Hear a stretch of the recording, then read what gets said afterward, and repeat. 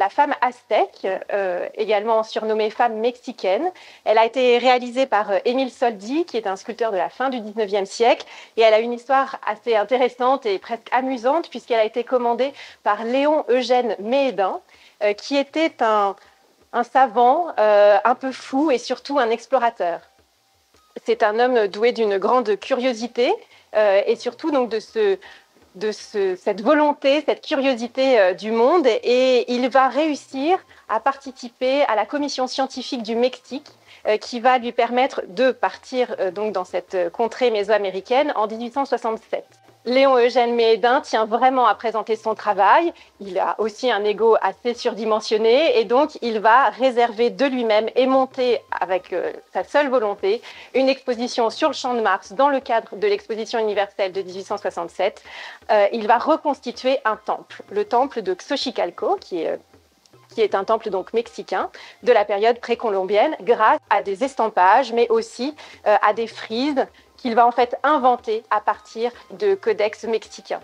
Dans le cadre de la restitution de ce temple de Xochicalco sur le Champ de Mars, il va demander à Émile Soldi, sculpteur français, donc très connu déjà à l'époque, et qui a réalisé d'ores et déjà plusieurs sculptures ethnographiques, mais plutôt d'Asie du Sud-Est. Cette fois-ci, il va interpréter les connaissances que nous avons alors du monde aztèque et du monde mexicain de manière générale pour proposer sa vision en tant qu'artiste européen d'une femme aztèque complètement imaginaire et allégorique. Nous sommes en plein 19e siècle, dans un courant tout à fait post-orientalisant, où la sensualité, l'exotisme sont très exacerbés.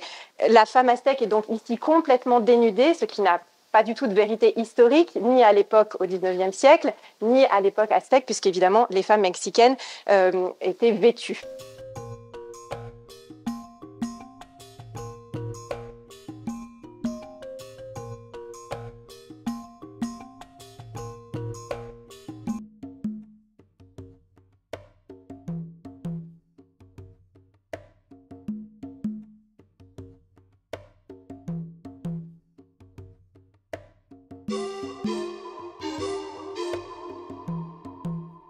On a des dessins de femmes mexicaines du 19e siècle sur lesquels on voit que les coiffures typiques de l'époque ne ressemblent pas du tout à cela.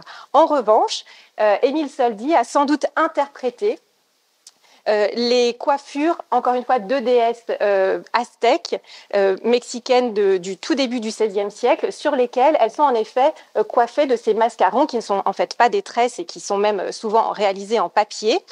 Mais ici, il l'interprète avec son regard d'Européen et en fait une coiffure de macarons tressés. Ce qui nous permet d'affirmer aujourd'hui le caractère interprétatif de cette sculpture et ce regard donc d'Européen, c'est que tout d'abord, la sculpture ethnographique est un genre qui émerge au XIXe siècle. C'est un genre nouveau qui commence avec les sculptures de Cordier, notamment représentant ce qu'on appelle à l'époque les figures de nègres. Ici, nous sommes vraiment dans le développement de ce courant qui est toujours marqué par le regard européen sur des peuples extra-occidentaux que les artistes souvent n'ont pas vus de leurs propres yeux. Ils vont les voir à travers des dessins, parfois les premières photographies, mais on est vraiment sur un imaginaire et la transmission d'un imaginaire. Lorsque l'on met en regard des dessins de l'époque, réalisés sur le vif par des artistes européens, voire des artistes mexicains dans cette fin de 19e siècle, on perçoit bien les différences. Les dessins ethnographiques de l'époque ne montrent pas du tout ce type ni de profil, ni de coiffure, par exemple. La femme aztèque présente finalement un regard très spécifique. Il ne s'agit pas d'un instantané, il ne s'agit pas d'une traduction littérale d'une femme aztèque de la fin du 19e siècle. En revanche, elle nous permet justement d'aborder toute cette question des regards et des regards enchâssés, comment les Européens regardaient ce Mexique mythifié à la fin du 19e siècle et comment la figure féminine a pu être instrumentalisée en ce sens. C'est une sculpture de plâtre qui, sans doute, initialement était intégralement blanche, ce qui est assez étonnant lorsqu'on la voit aujourd'hui. Sur les photos d'époque, en 1867, elle apparaît vraiment d'une grande blancheur. Elle a sans doute été peinte dans un second temps, puisque à l'issue de cette exposition universelle, Léon Eugène Médin va récupérer ces pièces et les stocker chez lui dans la banlieue parisienne, puis ensuite ici à Bon Secours où il décédera. C'est sans doute à cette période que la sculpture est intégralement repeinte, là aussi sans doute pour coller à un imaginaire européen que l'on se fait du caractère brunâtre de la peau des femmes aztèques de l'époque. En tout cas, lorsqu'elle entre au muséum en 1905, elle est quasi immédiatement exposée et elle apparaît déjà sous la couleur que vous voyez aujourd'hui. Malheureusement, les affres du temps l'ont marquée et vous le voyez, elle a été victime de très nombreuses épaufrures, donc égratignures de l'épiderme. On parle également d'épiderme pour une sculpture. Qu'il s'agisse du corps, la tête et les bras ont manifestement été un peu violentés et ont occasionné des recollages pas toujours très esthétiques que l'on va essayer d'atténuer de manière à rendre davantage esthétique et surtout lisible la figure de cette femme aztèque. De reprendre également des bris, des cassures du plâtre qui là aussi empêchent de bien comprendre ce que le visiteur est en train de voir, un ruban, un pli de tissu ou ici une tresse. Et puis, il reste des mystères.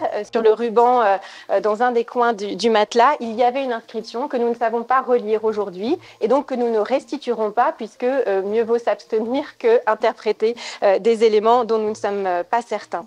Donc, l'émission principale, c'est vraiment de à la fois la dépoussiérer, hein, lui redonner de la fraîcheur et puis également atténuer toutes ces zones par lesquelles on voit le plâtre émerger sous la peinture, de manière à ce que l'œil se focalise d'abord sur la sculpture et la figure plutôt que sur les avaries qu'elle a pu connaître au fil du siècle. Vous pourrez retrouver la femme aztèque dans les galeries des musées beauvoisines, plus spécifiquement dans la Galerie des Continents, qui a été élaborée à partir des années 2010 pour présenter les collections ethnographiques. La femme aztèque y était présentée d'ores et déjà, mais elle va retrouver avec plus de fraîcheur sa vitrine, dont l'une d'elles est consacrée à Léon Eugène Médin, ce personnage quelque peu fantasque.